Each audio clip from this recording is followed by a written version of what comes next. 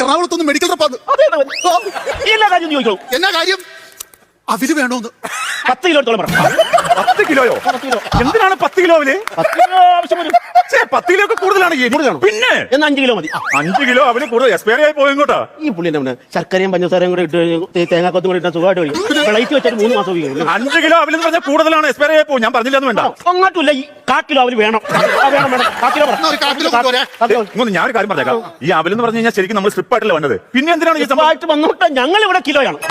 അവര് സ്ട്രിപ്പായിട്ട് തന്നോട്ടെ. നമ്മുടെ വിഷയമല്ലത്. അലർജിക്കുള്ള സാധനല്ലേ അവലെന്ന് പറഞ്ഞേ? അലർജിക്കുള്ള സാധനമാണല്ലോ. ആണല്ലോ. അല്ലെന്ന് ആര് പറഞ്ഞു? നിങ്ങൾക്ക് വല്ല സംശയം ഉണ്ടോ? നിങ്ങൾക്ക് വല്ല സംശയം? എനിക്കൊരു സംശയമില്ല. ഇന്നെന്താ സംശയം? ഞാൻ ചോദിച്ചത് മാത്രമേ. ഓരോ കാര്യം. നിങ്ങൾ ഞങ്ങളെ ക്ലാസ് എടുക്കാൻ നിങ്ങൾ വന്ന കാര്യം പറ. എനിക്ക് ചെറിയൊരു ജലദോഷം.